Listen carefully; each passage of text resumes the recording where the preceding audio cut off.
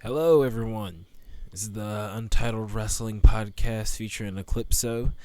September 20th, 2015. We just got through Night of Champions 2015. A lot to talk about the pay-per-view. Pretty newsworthy show. Some title changes. Some directions changing creatively in WWE. It seems. A lot of the gripes I had with SummerSlam or that it didn't feel special, and literally nothing really felt like it was over. I didn't get a lot of closure from that event. This event, on the other hand, I feel like they are moving to a couple of new feuds after this pay-per-view, and they're kind of leaving alone what they were doing in the summer, kind of going into the fall season with some new feuds and a new face or two. So yeah, let's get right into it. You had the Ryback and Kevin Owens match for the Intercontinental title. It almost about 10 minutes or so. Decent match. Kevin Owens kind of focused on Ryback's arm, injuring his arm, his shoulder area. That was the main focus of the match. Ryback did a pretty decent job of selling it up to like the ending sequence where he would pick up Owens and for the shell shock. The finish came where Owens raked Ryback's eyes, slipped him off the back, and rolled him up for the pin. And we have the new Intercontinental Champion Kevin Owens. Feud is far from over, obviously. These two, I don't really know about their chemistry. We didn't see a lot from them. They didn't really let it go. They didn't really get to a point where it broke down. It was just kind of like they had a couple good high spots in there. There's a point where Ryback literally picked him up and threw him out of the ring. Kevin Owens. This isn't a cruiserweight he was picking up. He picked up a heavyweight and just threw him. It was very impressive. I was very impressed with Ryback's strength tonight. Yeah, they obviously can run this feud to about Survivor Series, I would say. Maybe just the Hell in a Cell. They have a 2 pay-per-view and they're done. Because Ryback has he obviously has a rematch clause, so they could go to that. But it was a good enough match. It was a good enough start to the show. They didn't get too crazy, honestly, which was fun because there was a lot more to get to on the card. So it was a strong way to start the show, and a strong way. I kind of had that feeling that they were going to change the titles with the way that they built up Ryback when he came out and how he won his first title in Texas, and they kind of set the stage for it. But overall, I was really into it. If they're smart enough, they'll keep the title on Owens till Sami Zayn comes back, and they can have those two feud. In a perfect world, we'll get that. We might not. It's fun to dream. It's okay to dream about these things. The announcement that Brock's going on tour, where he goes to the MSG show podcast with Stone Cold on the 19th, which is gonna sounds really, really, really good. I'm very excited about that. Those two face to face in a sit down setting. It could be gold. It could be real good. So I'm looking forward to that. And then we got the announcement for the pay-per-view main event, more than likely for Hell in a Cell. Brock Taker Hell in a Cell. Now, a lot of us are worried about The Undertaker's health in a match like this because, the last times he's wrestled Brock, he's fainted. And so, you don't want an Undertaker in that fainting position again, and he's putting himself in a Hell in a Cell of all things with the Beast incarnate. We'll see. It could be they had a great match at SummerSlam, and so I think they definitely can replicate it, but at what cost to Undertaker's health? If he thinks he can do it, good. Go ahead. He obviously has faith in himself that he can still do it and go in a match with Brock. So I think the most positive thing I can look at through this is that we're not going to get Brock and Taker at WrestleMania 32. which is good. And they're making Hell in a Cell seem like a big deal for probably the first time since Hell in a Cell has been concepted. I've always felt like that was it was a pay-per-view that was with a lot of money left on the table. They could always have it a stronger pay-per-view. Last year, I wouldn't say that there was some high stakes with the Orton and Cena match, and they had the storyline and the drama with Rollins and Ambrose, which had that infamous Wyatt ending. But I think this year, headlining it with a match like Brock versus Taker and a Hell in a Cell match, I mean, that's I feel like this pay-per-view has that treatment, and it's back-to-back pay-per-views where you're getting huge matches as your main events. So I mean, they're really pimping out the network, and they've been doing a pretty good to decent job making these B pay-per-views actually kind of have selling points to them. So kudos to them for that. Dolph Ziggler and Rusev. Me and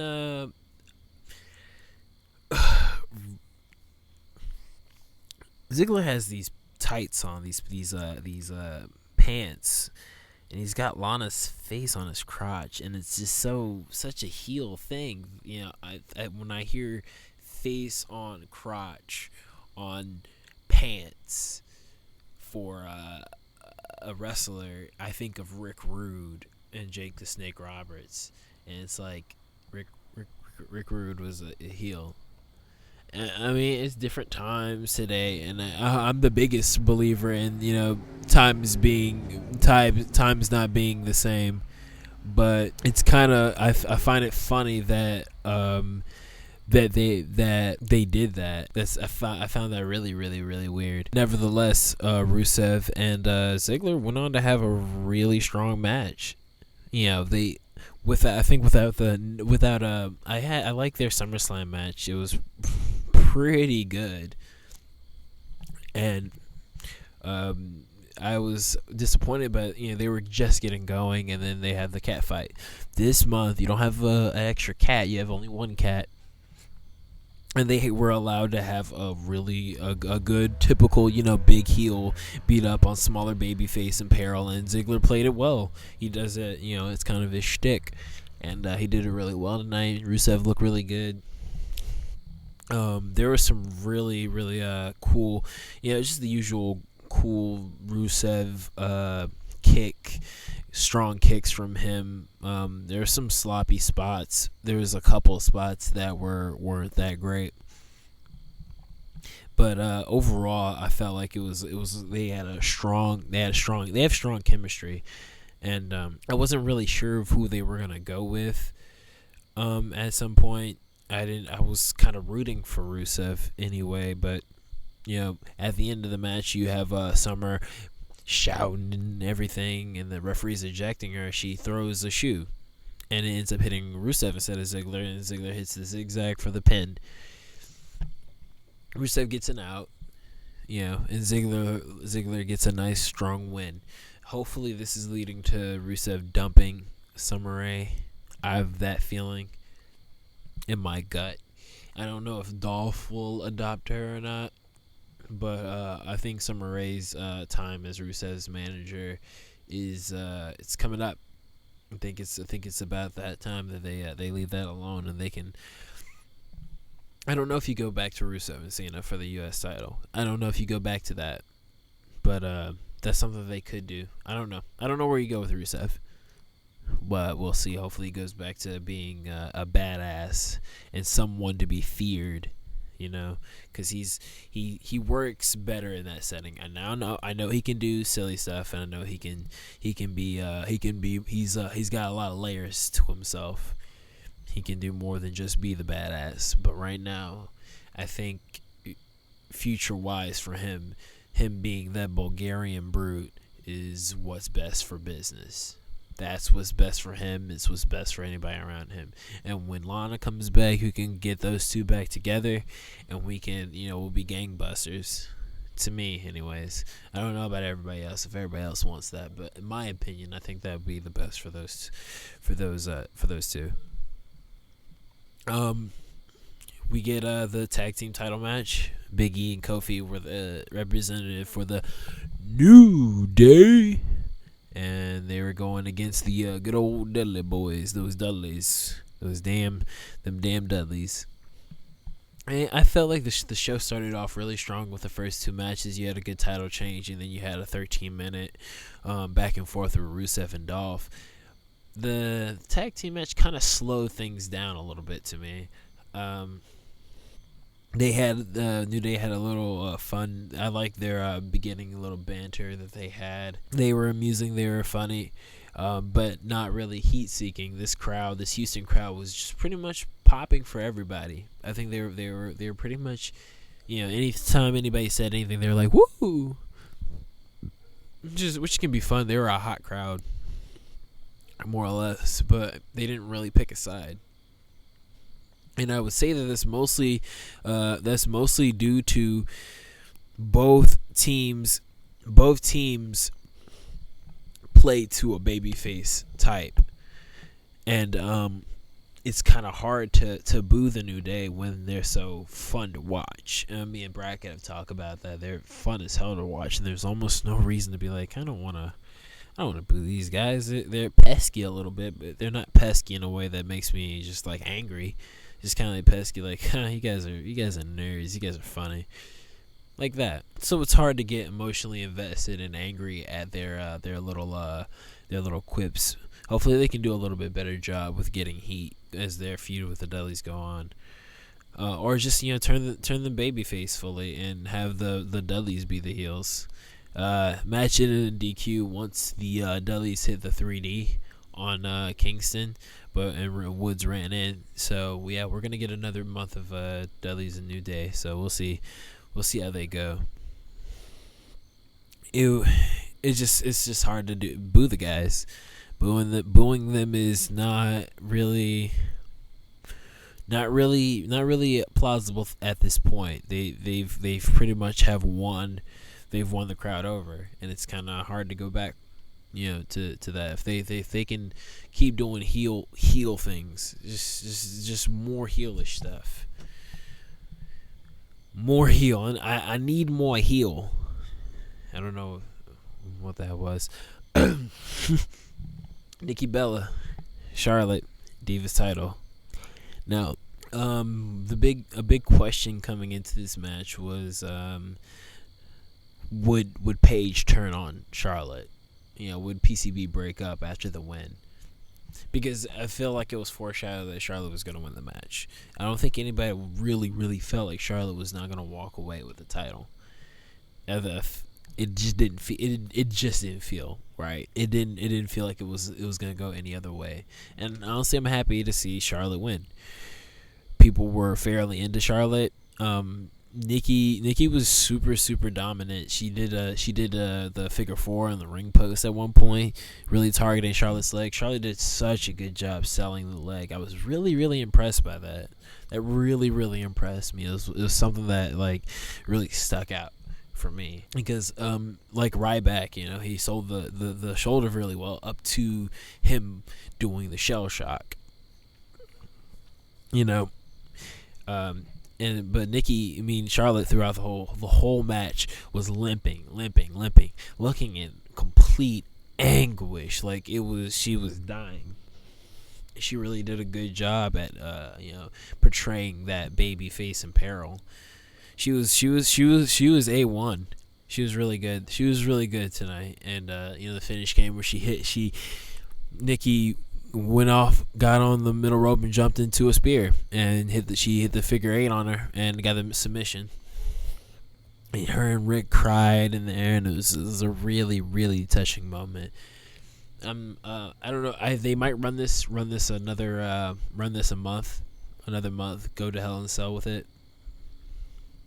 You go to Hell in a Cell, and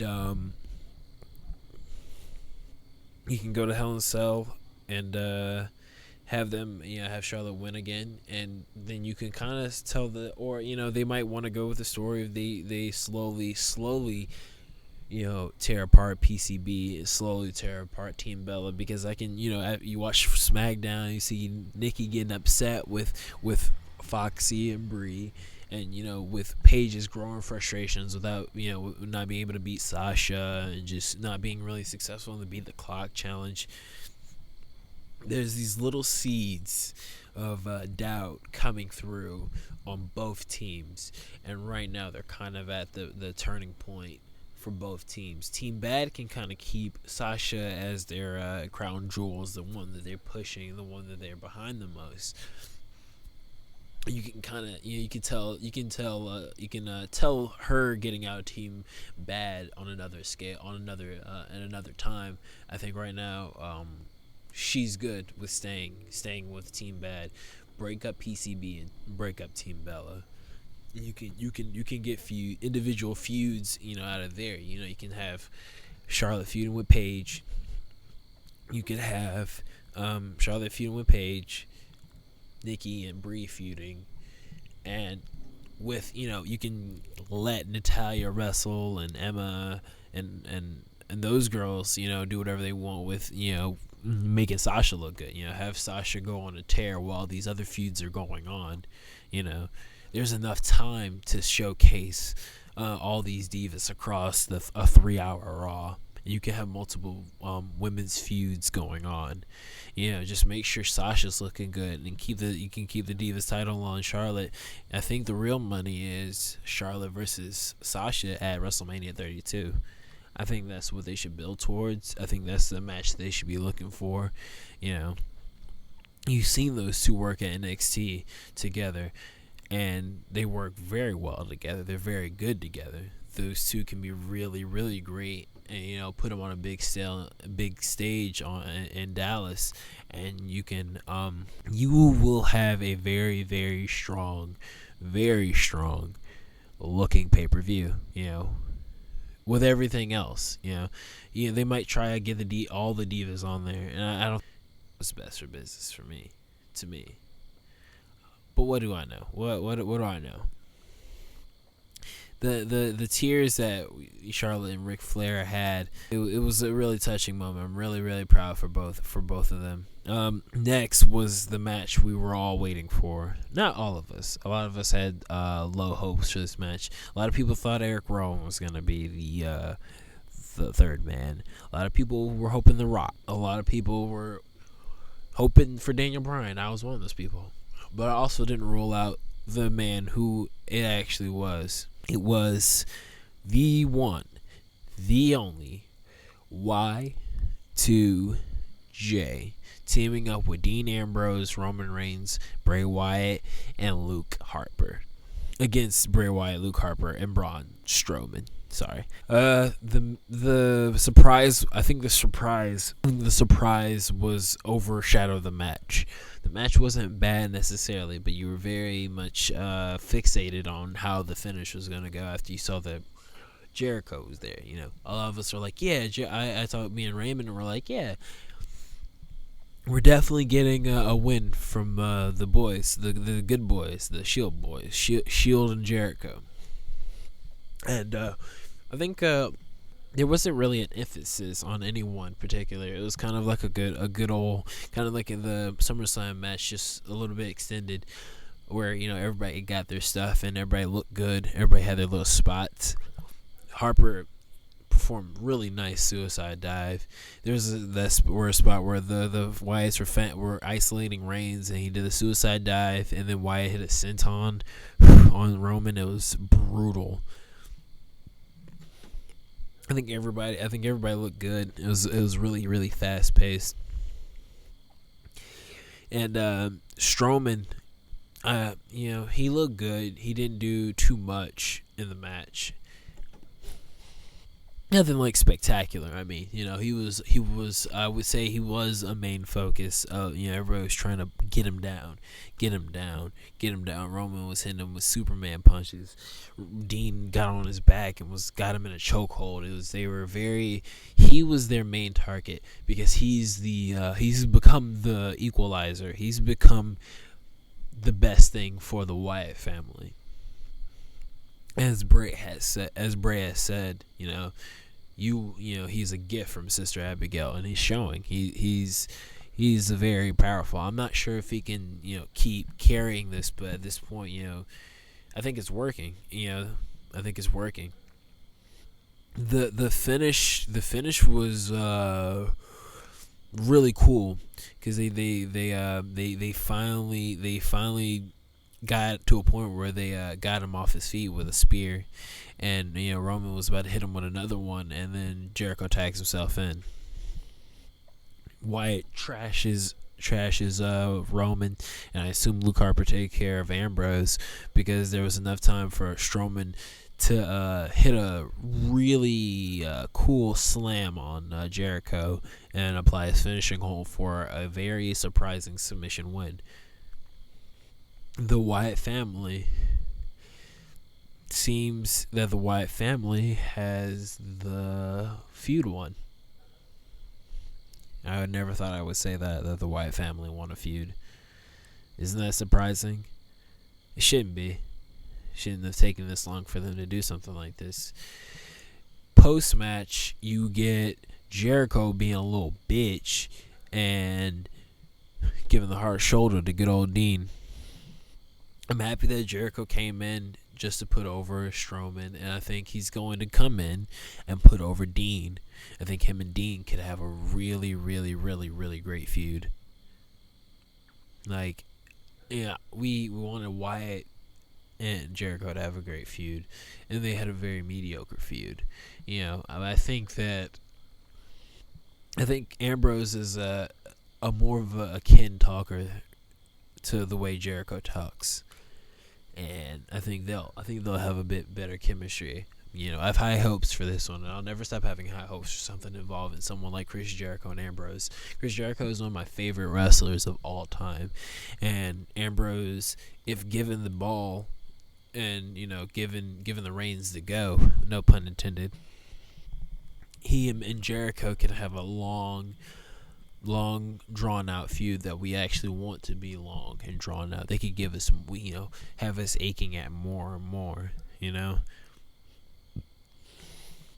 It could be good for both. It could be very, very good for both men, and I hope they make the right decision in letting Dean go over in the feud. They better. I don't particularly know where Roman goes with this. I don't know if he's completely done with the Wyatts, or I kind of got that sense that they would, if not, Roman and Braun will feud, maybe. I'm not very sure. Maybe it'll be Roman and The Rock versus somebody in the Wyatts. Who knows? But it seems a little obvious that Jericho and Ambrose is kind of the way that they're going, because Dean was obviously the more shooken up. He had that look on his face. So we'll see how that goes. I was surprised at Rollins when they went backstage to Rollins for the Triple H and Stephanie segment where they were hyping him up. I was surprised he was wearing white again. I kind of thought that was a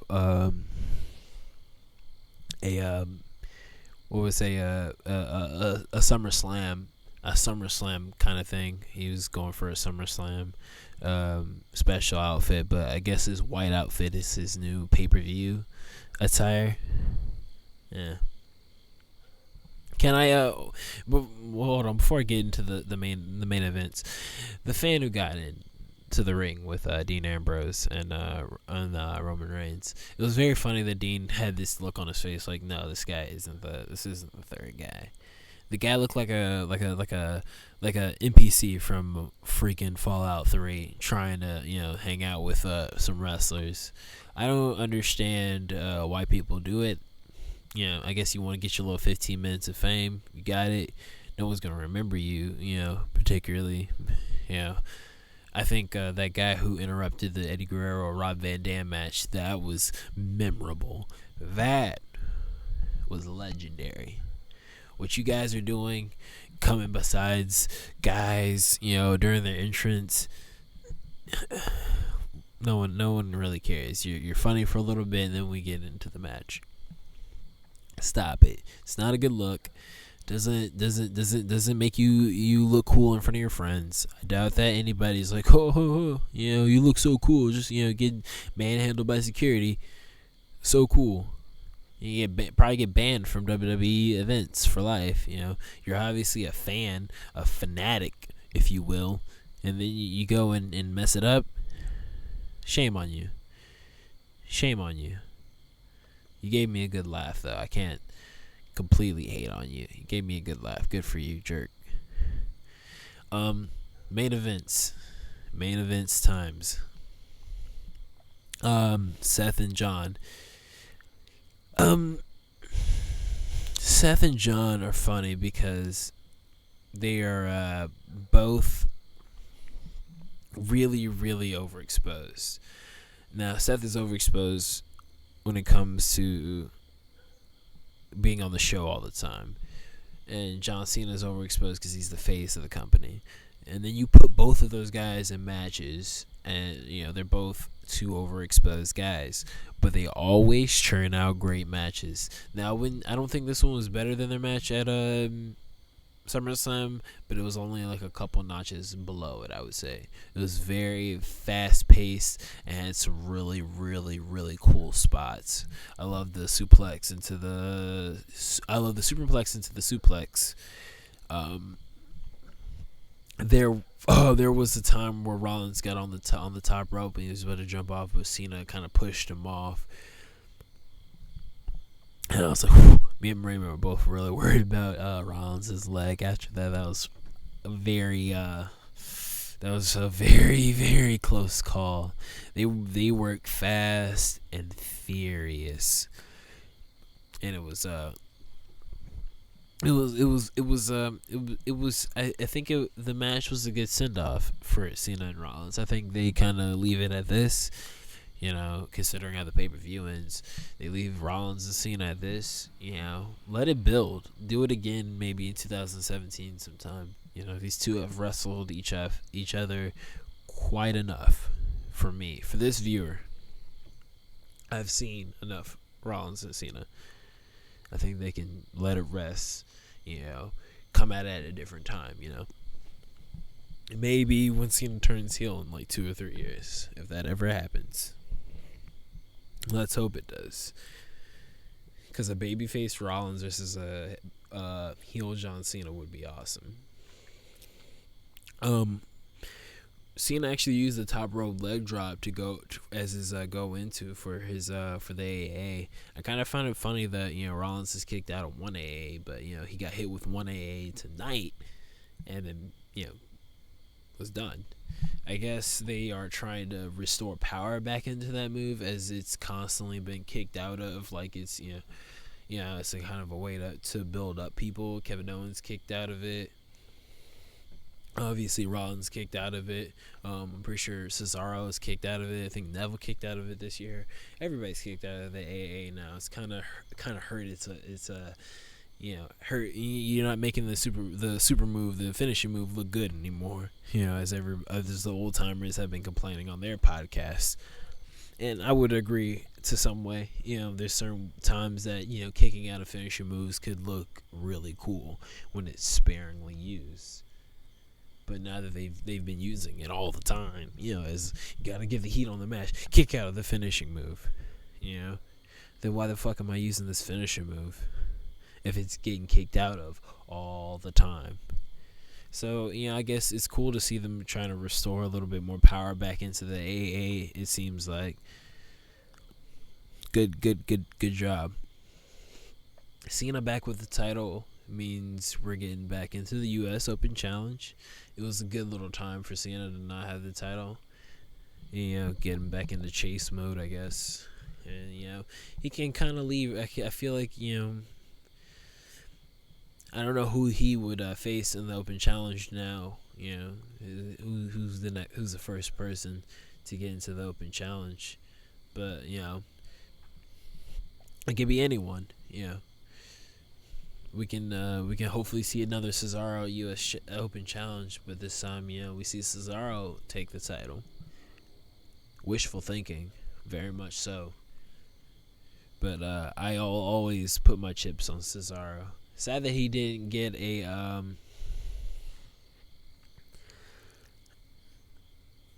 he did not get a good did not get a good getting to get a match. Cesaro no match tonight. There's really no room for him. But damn, what a missed opportunity to make some room, to do something. I was really concerned for Rollins. After the match ends, he gets hit with a AA outside. And Sting comes out. It's like Sting coming in for the match. You still have the threat of Sheamus. It was really, really. I was very interested in the way it was gonna turn out. I was actually very concerned. I didn't know what was really gonna happen. It was one of the first times in a while that WWE had me surprised. The Sting and Rollins match was a bit more brawlish than the technical wrestling match that you got from Cena and Rollins.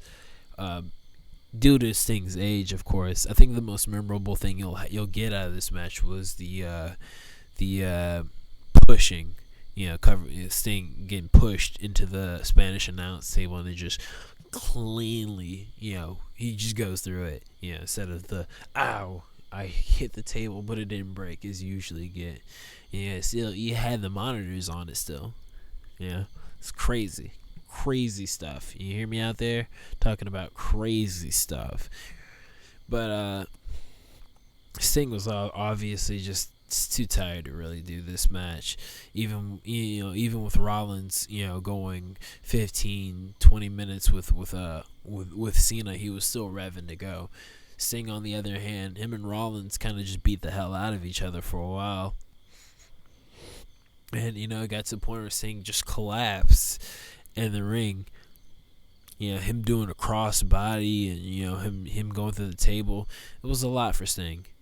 And the referee and the trainer had to check up on him, and I don't want to shit on Sting at all. He's an OG, triple OG, but he was good. He was in good shape for a 56-year-old man, but it was very demanding for him. So I can understand it. And I think the crowd had sympathy for him too. They weren't really shitting on him and booing him, and they told him he still had it when he jumped, when he did that cross body. I don't think it was too bad. I don't think the match was too bad. It wasn't great. Sting did look great, but it was hard for him to keep up with that pace. It was, especially with someone like Rollins. He was able to do it with I would say Triple H, and him even wrestling in TNA. I don't think he didn't have to go the distance like he had to tonight. It's completely different competition. So shout outs to Sting. Heard he's injured after the match. Hopefully he gets better, because I do want to see him do more stuff. Every time I kind of get down on him, he has a good performance and shows that he still has a little bit left in the tank. Now this next match he has, whoever it's against, should be his last, though. I think it's time for him to ride off into the sunset. I think that'd be the best for him. Rollins rolled him up real good after some quick going Scorpion Deathlock into pedigree attempts. They were pretty good. Rollins rolled him up, and he got the pinfall victory, and he retained his WWE World Heavyweight Championship. As I predicted, I thought he was going to go out, lose that U.S. title, keep that WWE title, and then we hear Sheamus's music. And Rollins tried to hit him with a belt. Smart guy. Didn't work. Got hit with a bro kick. As Sheamus is trying to cash in, there's that little pause and that little fire. And you get caned with the mask on. And at that point, it was fairly obvious it was going to happen. Choke slam to Rollins. Choke slam to Sheamus. And then a tombstone to Rollins to end the pay-per-view. And so we kind of are moving into the October, November TLC December, and I think you get a couple filler feuds. You could even honestly stretch out Kane and Rollins from to all 3 pay-per-views, so that once we get into the real nitty-gritty, the Rumble, WrestleMania season, we're gonna get some light feuding. We're not gonna get anybody who I don't think anybody who you think is going to really get the title. I think you see Rollins keep that title to WrestleMania. I think now it's kind of obvious that that's the direction that they're gonna go, and I'm okay with that. Keep Rollins to a minimum, and you can they can keep these next few months really going on. It's kind of weird, I wasn't insanely excited about Kane coming back. I knew it was a possibility, and it's kind of something I felt. I thought he would interfere on the behalf of Rollins, but it makes sense that he is not coming back on the sake for Rollins, and it seems like he's gonna do away with the corporate Kane gimmick, and he's gonna be the monster, the big red monster, and the scary presence that he used to be while feuding with Rollins for the WWE title. And it makes sense, if it was corporate Kane feuding with him for the title, we'd be like, you roll your eyes. But it's I'm back with the mask, no more authority. I was weak then with I was going through an identity crisis and everything, and you can get a little bit out of this. As much as I don't like the idea of another older gentleman getting a chance to at a shot at the WWE World Heavyweight Championship when there's just a sea of younger talent that can go. As long as Rollins is going over and getting through these obstacles, I'm pretty fine with it. I don't know what they do with Sheamus. I don't know if he plays into the feud with Rollins and Kane at all, being that he also got a little bit of Kane's wrath tonight. That could be good as long as he's like, I'm cashing in my money in the bank on this day. As long as he just gets rid of that briefcase, because the Texas crowd, they were accepting of just about anything tonight, and I'm not faulting them for that. They were excited, they were happy to be there. I might have gotten excited. I probably would have gotten excited and got caught up in the moment. Caught up in the idea that he was gonna get rid of that briefcase. He was gonna be done with it. As long as he gets done with it and doesn't leave champion, I'm fine with it. Sheamus needs to be a man who wins Money in the Bank, cashes it in on the wrong time and wrong person, and doesn't get the title. Sheamus would not be good with the title, and I don't think Kane would be good with the title. I don't see Kane winning the title. He's just going to be another hurdle for Seth Rollins to get over, to him to, get over. He's going to get over Kane. He's going to be put over. Kane's going to put him over. Because they're not going to, everybody knows. So, yeah. That was Night of Champions. WWE's taking a few interesting turns. Kind of reviewing the show now has made me really think about it. I'm high on the show, but not overtly excited. A fun show, very easy to watch, booked well. We have some new champions. We have some new directions, going towards, you have, John Cena back with the U.S. title. You have Kevin Owens now with the Intercontinental title. It seems like, it's a good world to live in. You have Seth still with the WWE title, and you have a new Divas champion. It's you have good. We have all around good champions. We have the New Day with their titles. We have good champions, and we have some. We have a veteran back in Chris Jericho, and he's feuding with a very, very popular Dean Ambrose. So we'll see. The Wyatt Boys on top. At least they're finally on top. They finally got a win in a crucial situation. So I mean, it's very hard not to recommend this pay-per-view to people. It's easy for me to be like, yeah, check out Night of Champions 2015. Much better than SummerSlam 2015. They rectified it. They're leaving a lot of stuff. So good. I felt like things were resolved tonight. We'll see how they do on Raw. So tomorrow you'll hear from me, Raymond, Bracco, the threesome, Gross, we ain't gay, fuck off, the trio, UWP Untitled. We might title it. I don't know what the title will be. But thank you for tuning in with me.